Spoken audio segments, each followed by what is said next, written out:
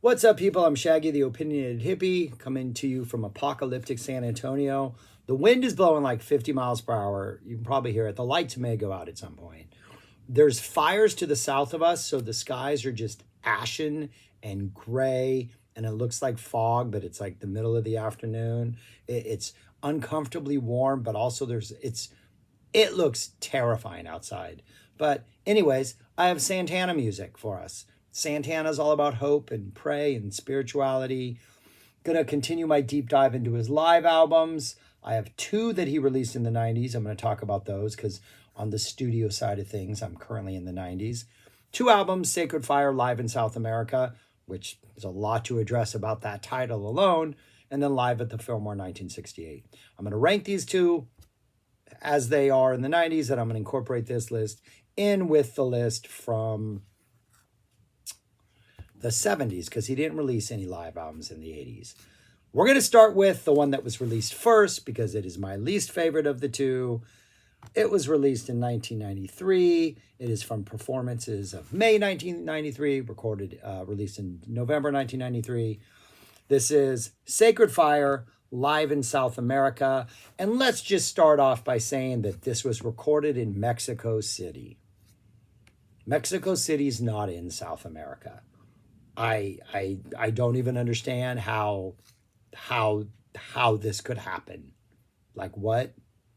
I don't get it. That's a pretty big mistake. Sacred Fire, live in North America, doesn't quite have the same title, but I don't understand. Could have been called Live in Mexico, right? I think the video of this was. Anyways, it's a single CD, good 80 minutes of music. It is from 1993 performances in Mexico City. Huge band at this point, which is going to contrast really nicely with the next album we're going to talk about, which I think is 5 members. This is 1, 2, 3, 4, 5, 6, 7, 8, 9 people. Couple percussionists, a drummer, bass, organ, couple Jorge Santana, his brother, is also on guitar. Couple vocalists, Cooper and Ligertwood, Alex, who's been with him a while.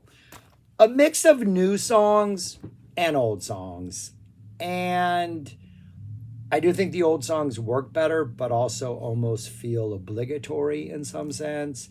There are some bad keyboard sounds. This is 93. We have just these really thin keyboards that just aren't delivering that organ oomph that a Santana album needs, whether live or in the studio. The old songs are good choices, but it is almost like a greatest hits. I saw Santana a lot in this era. Opened for the Dead, did a lot of benefit concerts in the Bay Area that I saw when I was living there. And this is pretty representative, I think, of what shows felt like. It was better live. I just think watching the percussionists do stuff was better live. The stage energy was always festive. The crowds at Santana shows were always pretty fantastic. It's a pretty hit and miss listen. The guitar always sounds good, but the performances just aren't really that fiery or that impassioned or that just like, it's almost like he's on cruise control and he knows what he's doing. Santana. Opens up with Angels All Around Us, like a fanfare type intro song. It's about 2 minutes. Carlos, I'm pretty assuming it's Carlos, is talking to the crowd in Spanish, doing sort of an introduction type vibe. Vive la Vida, Life is for Living follows, debuts on this album. Very percussion driven, bad keyboard sounds, some really cheesy keyboard sounds. Kind of just cheesy Latin rock, to be honest with you, Latin pop rock. Esperando is next, which also I believe was first released on this album. This has sort of a reggae light Latin feel. There's kind of a reggae rap in this. Nice guitar solo, but I'm not sure it's enough to redeem what is a pretty rough song. First 3 tracks, 12 minutes plus. It's a rough start as far as I'm concerned. Then we get the hits. No One to Depend On. Doesn't quite have the same power as earlier versions. Bad keyboard sounds kind of ruin it. Guitar playing saves it. Black Magic Woman kind of feels over-arranged. I think there's a little more given to the pre-vocal thing as almost just make it a little more dynamic. I don't think that's needed. The Gypsy Queen part of it is really good. Santana's solo is noisy. It's kind of playful. He's taking chances. The whole thing's close to 9 minutes. There's also a lot of dust in the air here in San Antonio. So I kind of feel like I breathe it. I'm a kindergarten teacher, been outside a lot. Didn't realize how dusty it was until this afternoon. Been breathing it in. Starting to feel it. Anyways, the Gypsy Queen is really good. Easy highlight so far. Black Magic Woman, maybe not. It's just kind of a rope. But the Gypsy Queen, really good energy. We get an Oyo Como Va. Always really nice to hear this. Nice energy. We get an organ / keyboard solo in there. We get an owner of a lonely heart quote. At one point, I'm pretty sure they go into the dun dun dun dun dun dun dun dun, right? That's there, right? I wasn't hearing that. We get a Samba Bati melody in which they go in through a whole bunch of other songs, quote them briefly. The Samba Bati part is gorgeous. Some nice vibes. There's a couple songs that go back to the 70s that just are briefly referenced in the solo. A nice 7-minute exploration. We get Guajira. Bass is great. Piano's great. Some really nice soloing. Nice little run here in the middle of the show, but they're all older songs. So Make Somebody Happy, which was off Milagro, the album they were touring. Very chill, R&B jazz, kind of a contemporary thing. Just kind of doesn't work. Really nice long speech by Santana in Spanish talking about something. Solo is good. I just don't think the song is bringing anything special. Then we get a Toussaint Le Overture. Great guitar, great percussion, great organ energy. They always deliver in this song. Sounds good. Soul Sacrifice. Sounds great because it's Soul Sacrifice. We get a Love Supreme quote with vocals. Love Supreme, actually singing it. But then they bring it way back down after that. Then they bring it back up and they come back into it. Santana quotes something at some point. Oh, I think he quotes Black Magic Woman or Gypsy Queen at some point. We get a long percussion solo. It's good, but it also feels like, hey, we have to do a Soul Sacrifice. But the quotes kind of make it interesting. The percussion solo, I'm assuming, is Don't Try This at Home, an index track. We get a Europa in there, which is always a crowd pleaser. Crowd goes crazy for this. Good solo. As it winds down, there's some really nice piano support. But it's very new agey, very contemporary, sort of adult rock. It's a very soft song. And then Jingo Loba, the version that was on Spirits Dancing, sort of the updated, more true to the original version, they do a performance of that. Full horn arrangement comes in at the end. It's interesting. I don't think it has the power as the original on the studio album or even some of those early performances. But yeah, I don't know. It just starts off really strong. I think there's better performances of most of the classical stuff on here from the 70s albums and from other stuff that would eventually be released that I haven't talked about. So yeah, I don't know. I'm not going to go back and listen to this anytime soon. So that would be my 2 out of the 90s. My number 1 would be this one, Live at the Fillmore, 1968. And this is an actual performance from the Fillmore West in San Francisco from prior to their first album coming out. And I believe 2 of the musicians that are on here would not be on their second album. So Santana's here, Raleigh's here, and I think it's the same bass player on both of them. I'm really bad with the musicians on that Santana first album, other than the fact, yeah, it's those 3. And then, yeah, Shreve is not here yet, or Caraballo are not here on drums and percussion. So instead we get Livingston on drums, Bob Livingston, and Marcus Malone on congas. So it's a different rhythm section. Overall, this Fillmore show is interesting. It kind of reminds me especially in Santana's guitar playing style, kind of reminds me of early Frank Zappa on something like Funky Nothingness, where you can hear the artist, like you can hear the signature sound that is going to define Santana on this album. But he's not fully formed. He's a teenager. Yeah, he's early teenager. I'm not even sure he's swag teenager yet. He's not even in that, like, oh yeah, I'm 16, 17, I own the world. He's still like sort of timid, but you recognize what he's going to be. And so for me, a lot of the highlights, a lot of these songs are Raleigh's organ solos. His piano work, what he's doing, I think is kind of the highlight. Carlos is there. Carlos is contributing. Carlos is good, but he's not yet Carlos. He's not yet Santana. And a lot of the songs, even compared to what they would drop on the studio album, Santana, the self-titled studio album, just don't have that same heft. Jingo, I don't think has the same power. Persuasion, they jam it out. They give it this much longer opening so we don't go right into the song. But when we get into the song, it just doesn't have whatever that Persuasion has on that album. Just that, 2.5 minutes, 3.5 minutes, 3 minutes. Treat, still pretty beautiful, piano-centric. I think that still works.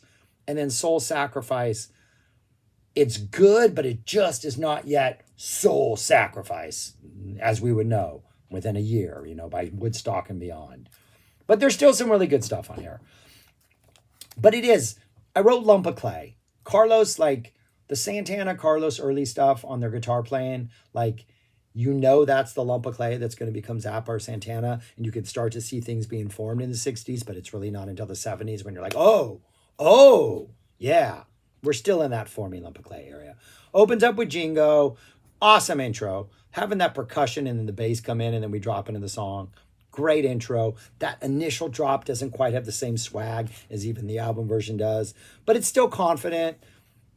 It's got energy. It's just everything seems a little tentative, and particularly Carlos's playing, I don't think has the fluidity that it would have. It seems it's almost like a lot of his notes are clipped. He's always been a kind of a precise player, but there's a fluidity to it. He does that. It's a nice balance. Here it just almost, he doesn't seem committed to the notes he's playing. It has this weird clipped sound. His tone isn't yet perfected. His phrasing is getting there. Definitely no really long held notes. So we're still developing as a guitar player. So I think it's more interesting as sort of look where we're going type thing than it is look where we are.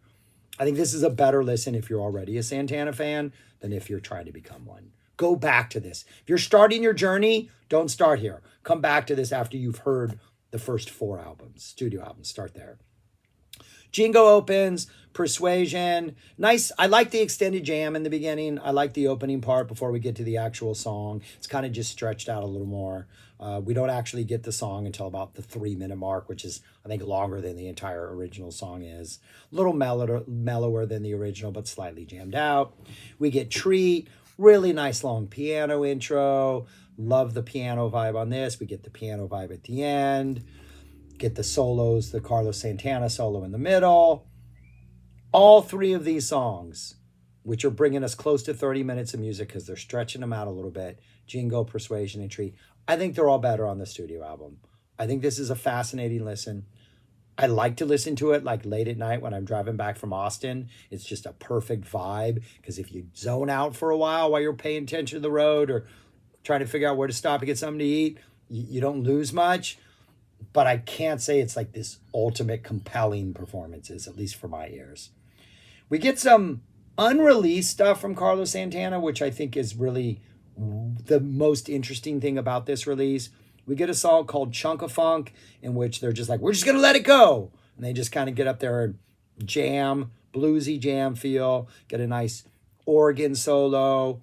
It almost has the organ solo has a Booker T vibe. I love the Booker T vibe. It's not burning buildings down or blowing the top off any suckers, but it's got a good, comfortable vibe. There's a Booker T vibe to a lot of the organ solos in here, and I mean that as a compliment. Love the idea of the improv here, but it is a rather chill, not too pedal to the metal execution. We get a cover of Willie Bobo's Fried Neck Bones and Some Home Fries. Those are the entire lyrics. Again, it's kind of laid back. It's kind of chill. We get some Carlos playing. We get some organ playing. We get a little bass drum percussion energy about 6.5 minutes through. We get a reprise at the end. Interesting, but it's just not fire. They're not burning anything down. Then we get a cover of Chico Hamilton's, I think Conquistador is the original. This is Conquistador Rides Again. Great, really nice guitar playing. Very clean, kind of a sparse, driven opening. And then we get the percussion energy coming in. Very tasty. But again, it's just kind of chill. Carlos does a lot of rhythm guitar playing in here that's pretty prominent in the mix. It's pretty nice to hear. So we get to see that side of him.